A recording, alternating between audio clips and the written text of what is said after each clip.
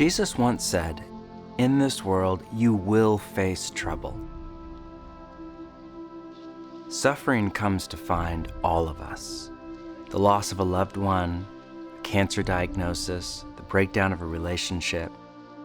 And over time, emotional pain accumulates in our soul. We carry our history in our body and live our past in our present.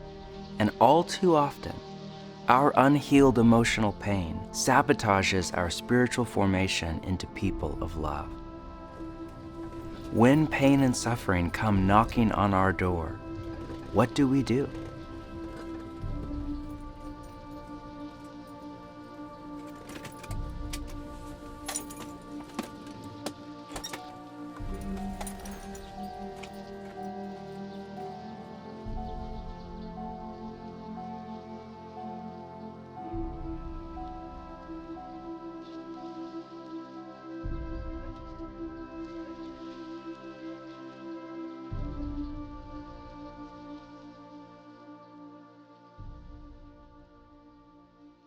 We left off last week with the practices of Jesus, ancient spiritual disciplines by which we open our life to God. Now, I love the practices, but let's shoot straight for a minute. Maybe your experience with the practices over the last few weeks was pure bliss. You felt close to Jesus and drawn into the Trinity's inner life of love. But maybe not. When I first started on this inner journey, there were times in prayer where I would experience something that was, for me at least, counterintuitive, but I realized later, very common. I went into it expecting to feel happy and peaceful, but instead I would often feel all sorts of emotional pain. I would find myself feeling anger at someone who hurt me in my past, or feeling anxiety over my future. I would find myself suffering from what psychologists call afflictive thoughts. If that was your experience, you are not alone. Often what happens in the practices is when we slow down and come to quiet before God, all our undigested emotional pain that we've pushed down in the busyness of life, it comes up from the shadow to the surface of our heart. The Cistercian monk Thomas Keating said that the first thing that comes up in quiet prayer is what he called the unloading of the unconscious. He writes, when we commit ourselves to the spiritual journey, the first thing the Spirit does is to start removing the emotional junk of a lifetime that is inside of us. When this happens, it does not mean that you're bad at the practices. This is all part of the process of spiritual formation. The practices are not a religious formula to habit stack our way to Christ-like character. Rather, the practices create time and space for the unprocessed emotional pain of a lifetime, from our childhood wounds from 20 years ago to a passing slight from a coworker the day before, to come out of the shadows and into the light where they can be healed. In the therapy world, they call emotional pain a trailhead. Pain is an invitation from your soul to explore a path in your story, to follow it down to its origin point in search of healing. Think about the role of pain in the body. When you get hurt, pain is kind of your body's way of getting you to key in on a part of you in need of attention, healing, and love. The pain is a signal to your mind something is wrong in your body and in need of healing. Emotional pain is very similar.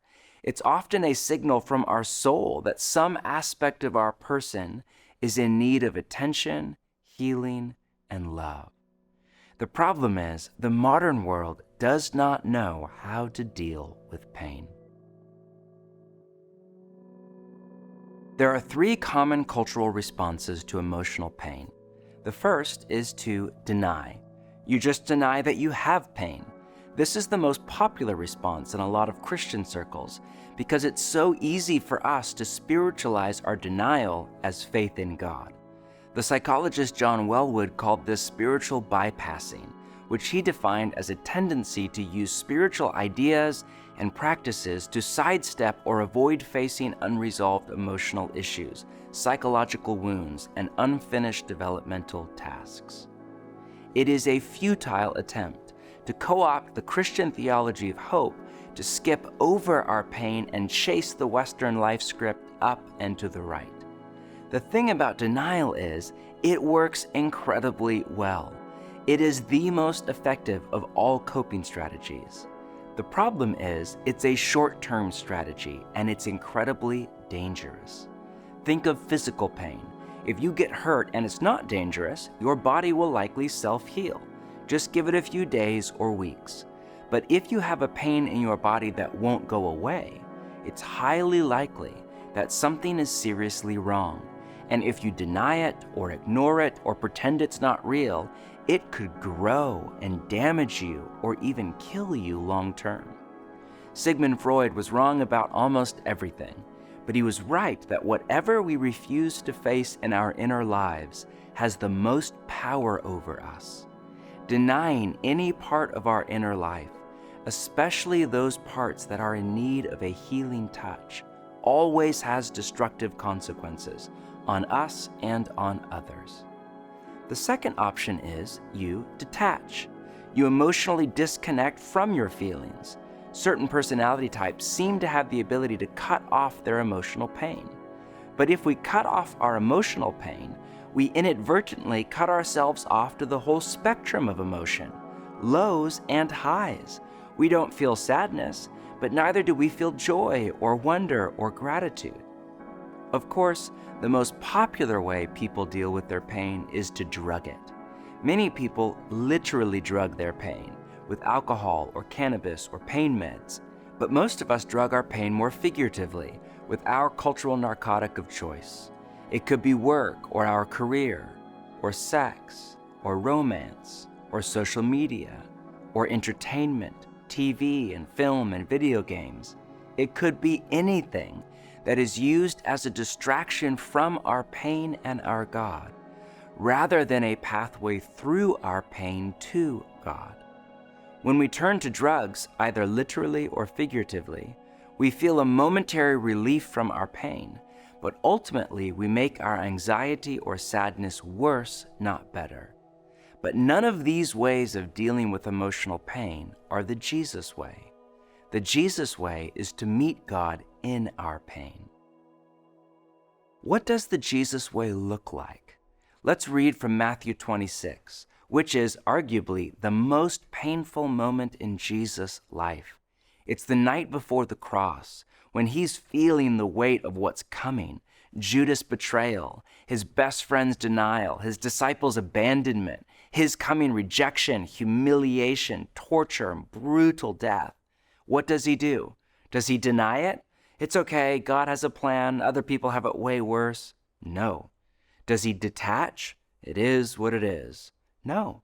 Does he drug? Hey guys, let's go out for one last night on the town. No.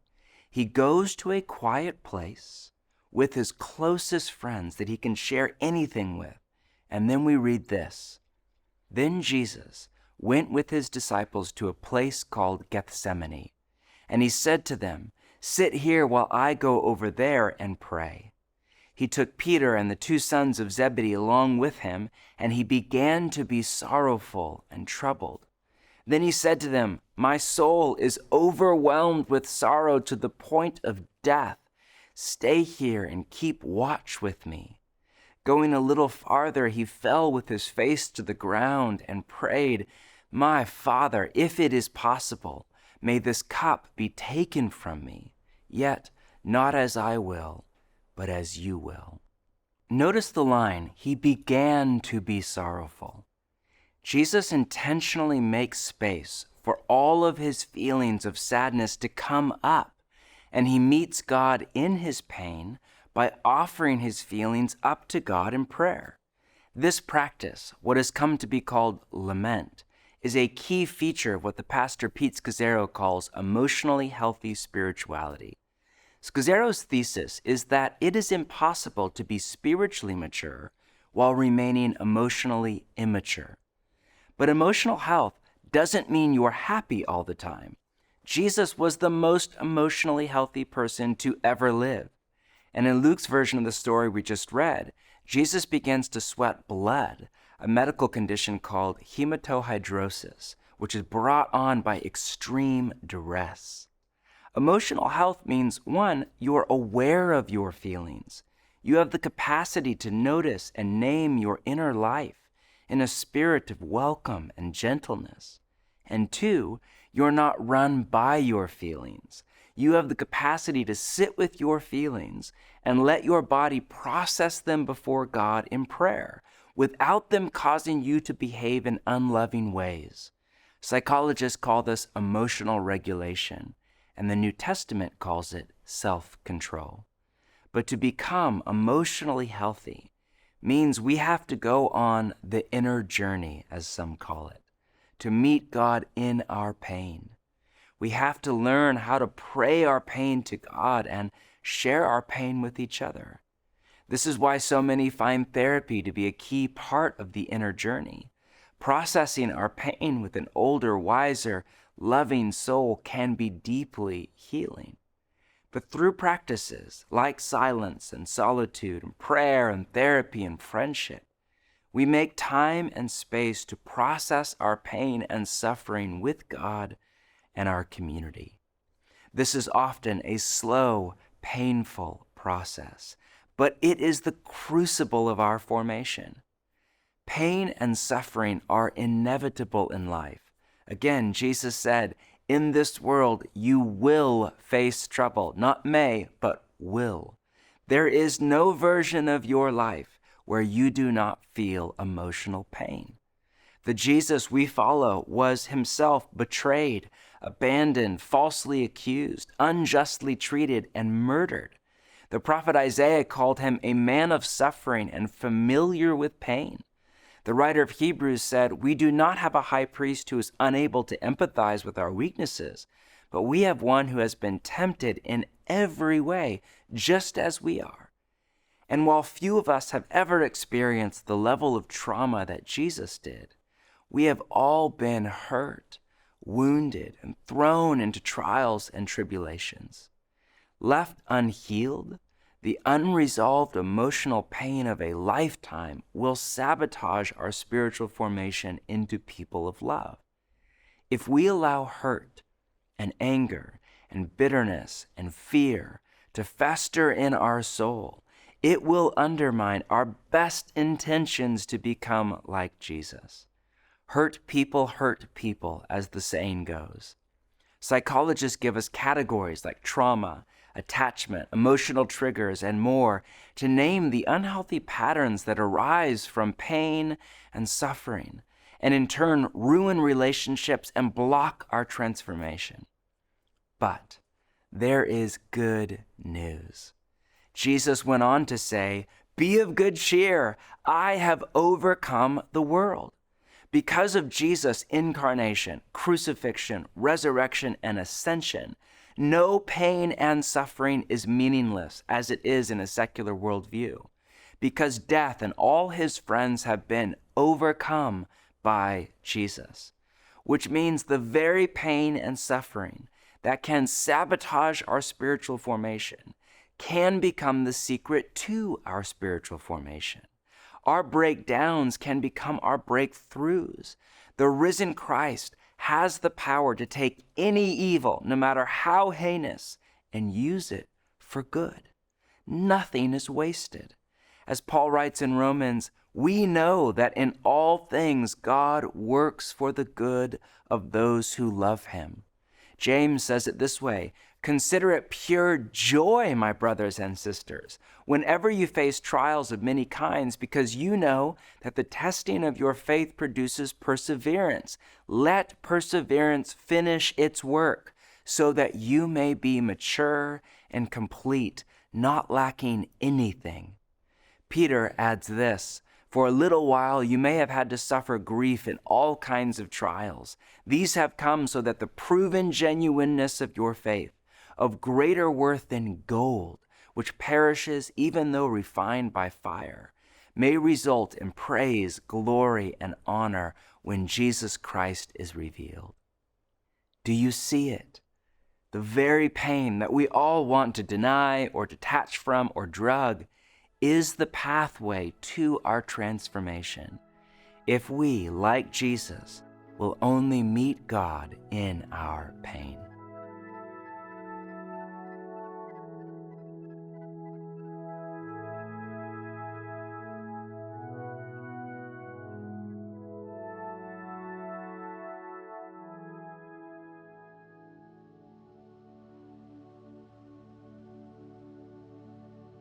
I currently live in Atlanta, originally from Philly.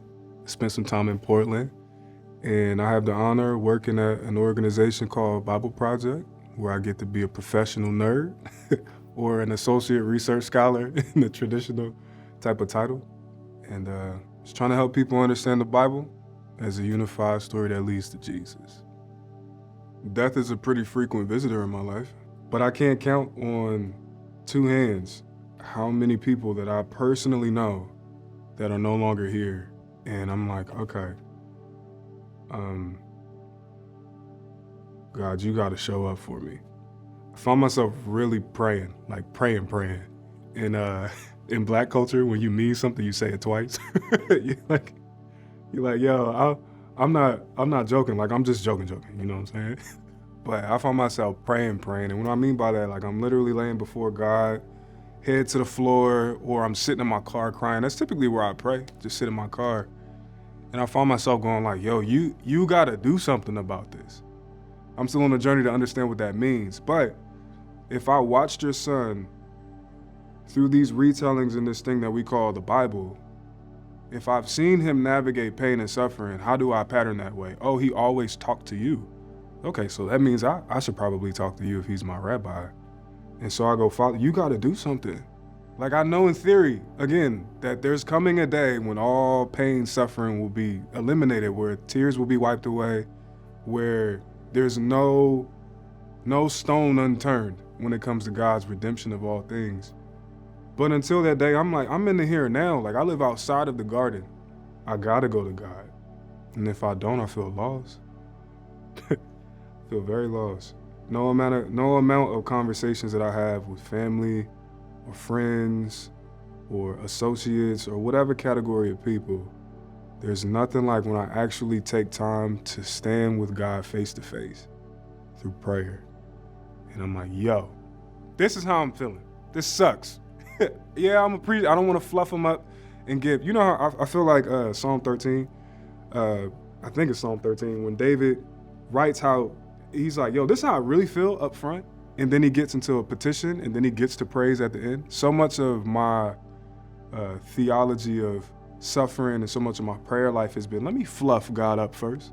Let me give the praise first, like a scapegoat, to really then get to what I want to say and to get to where my honest emotions are. And I've learned through just my experiences and just my under 30 years of life, I gotta go to God.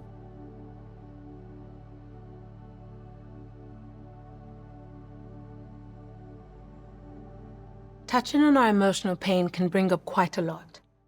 You may be feeling things right now that you've pushed down for many years or are painful to hold. So we want to give you a chance to share openly and let others hold your pain with you. You may not be ready for that, and that's okay. Just be as open and as transparent as you can. Here are a few questions to guide your conversation. First, can you tell one story of a painful experience you've been through that has been used for good in your formation? Second, how have you experienced God in your times of pain and suffering? Third, which of the 3 responses to emotional pain are you most inclined towards? Deny, detach, or drug? And what does that look like in your life? And fourth, what could it look like for you to reorient yourself to the pain in your life as an opportunity to be formed by God? Now let's have a conversation.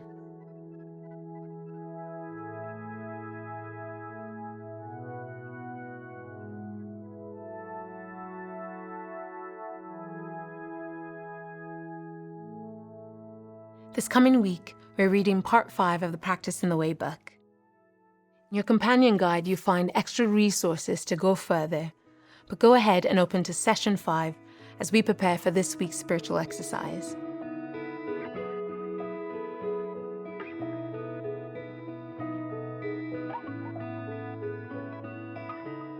When I've entered into a time of silence with God, there have been times when I have experienced a sense of God's peace, love, and joy.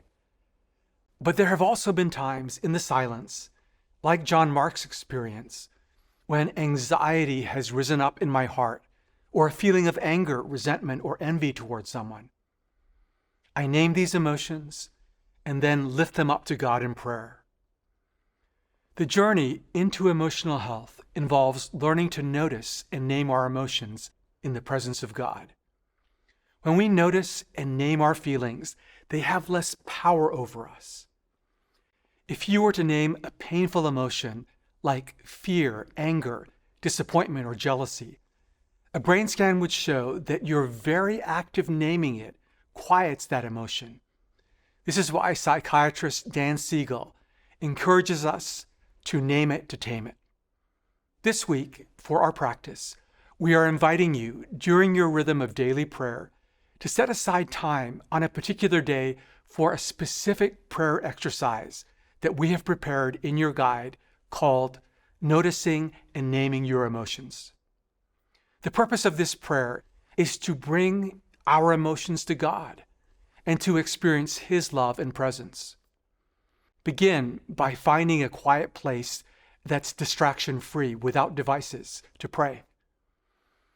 Take a few deep breaths, relax, and center. There are 4 steps to this prayer exercise. First, notice your emotions. Let your emotions rise up within you. Second, name the emotions. Be as specific as possible. Third, feel the emotions. Don't fight the emotions, fret over it, or run from it. When we fight an emotion, it gets bigger, not smaller. Let the emotion rise like a wave, peak, and then pass you by. After 90 seconds, an unimpeded emotion will typically transform on its own. Fourth and finally, offer your feelings to God. Express your emotion to God and entrust your life to Him. You may want to set aside space to name an emotion you are carrying once this week or a few times. As you do this, some of you might have a profound experience, but others may wonder, am I doing it right? Like most practices, the deepest impact happens over time as the practice becomes part of our life. So don't feel any pressure this week. Give it a try, reflect on it, and then process it with your group in the next session. You can engage this powerful exercise for the rest of your life as you walk with God and seek to open your inner world to Him. May God give you courage and peace as you notice and name your emotions this week.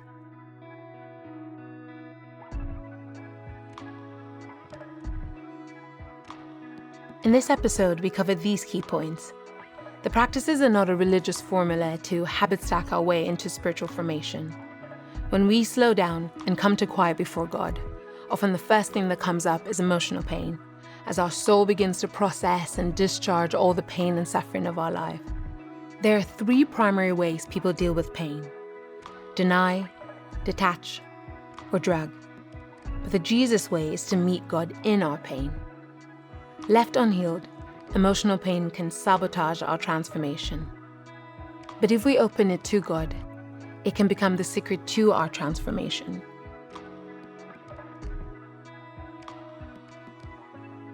In closing, some of you are in pain right now. The essential question in difficult times is, how do we let our pain and suffering become a portal to God and His transformation? How do we let it form us and not deform us? The answer is, we accept Jesus' invitations. There's a metaphor I find helpful from the Christian psychologist Larry Crabb. Imagine your emotional life like an iceberg.